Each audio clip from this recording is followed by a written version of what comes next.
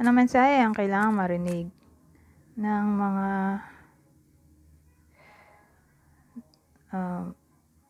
water signs? Cancer, Scorpio, Pisces.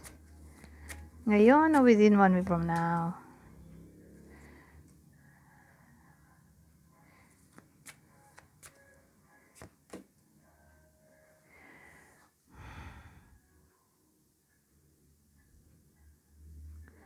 So within 1 week from now, siguro anak to. Magiging generous. O someone younger than you. O yung iba sa inyo, pwedeng ganon. Mas bata sa kanila ay magiging generous. So again, pwedeng estudyante to in a way na para bang magiging mabait.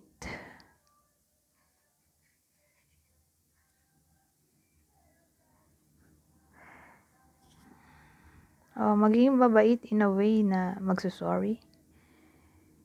Kung nag-away, nagka-problem. So again, someone younger than you o nasa iba sa inyo, sibling, anak, karelasyon. O may dala-dalang news, good news ito. May paparating na good news sa employment. Kung may work, kung walang work, ito, new job. Good news, baka magkapera. Pero pag ganito, small amount of money lang to. Pero at least pera pa rin.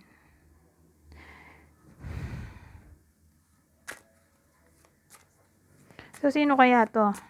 Possible person na to na parang magiging generous sa iba sa inyo?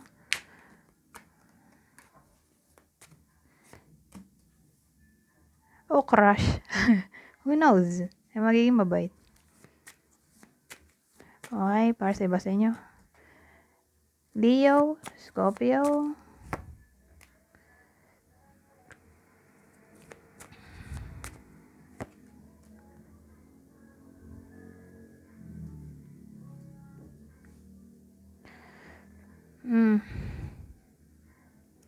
Anyari, nag-aabay dito.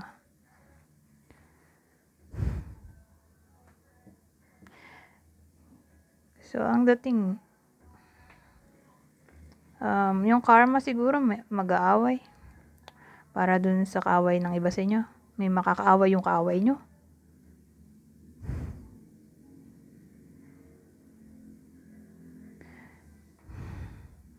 Pero kung nangyayari na to, na nagkaroon nga ng away, baka magkabati na.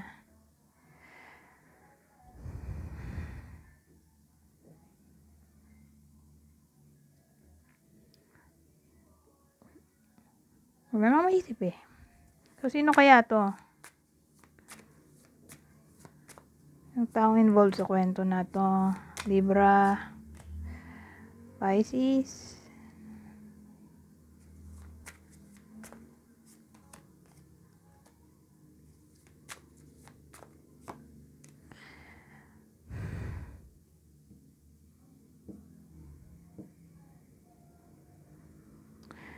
Well, ito maganda, no? Pagdating dito, bumaliktad.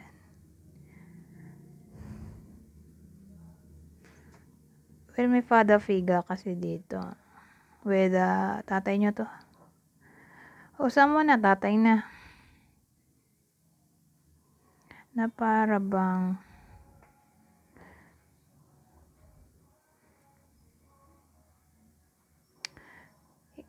gusto niya independence, halimbawa lang.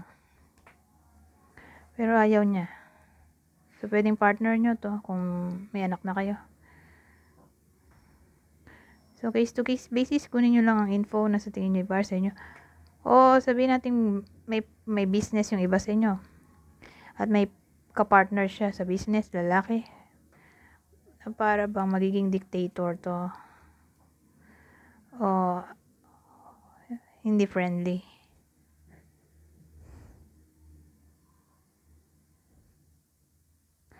O sabihin natin boss to ng iba sa inyo.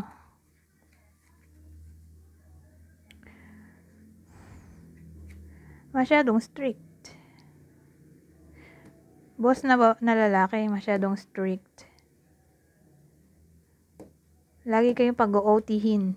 Okay, yung iba sa inyo palaging pag-OT-hin, pero mag-think positive na lang dahil halimbawa ayaw mag-OT ng iba sa inyo. Dagdag income din, di ba? Yun na lang ang isipin na lahat ng effort ay may reward o award.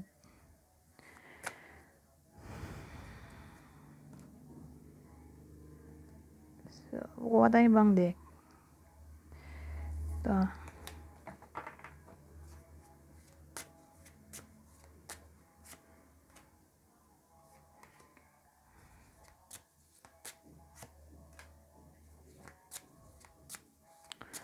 Ano yan?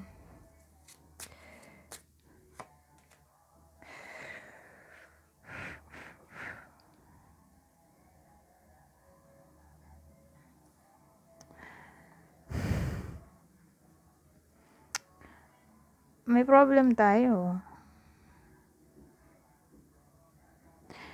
Kasi sabihin natin naghihintay ng promotion yung iba sa inyo.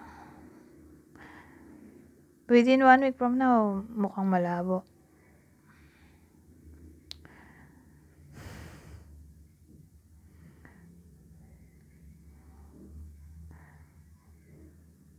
Ano pa ba?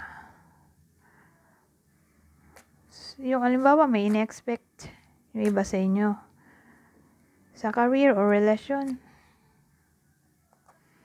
Ewan ko, mukhang malabo. Hindi siya mangyayari.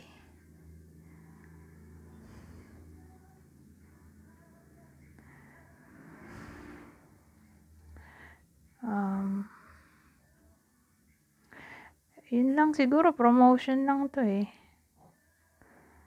So, inisip ko kung may iba pa ba akong maidadagdag dito. Halimbawa, may crush yung iba sa inyo. At ang crush nila ay ka-workmate. Within 1 week from now, may chance ba yan? Maging kayo? Malabo.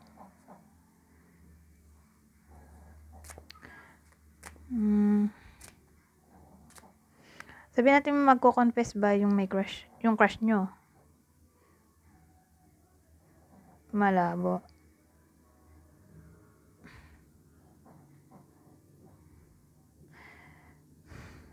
Sabihin naman natin may problema yung iba sa inyo sa workplace na para bang gusto nilang masolusyonan.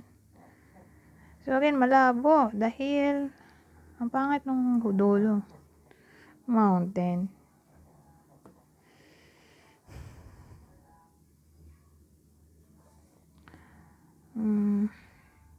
Anyways,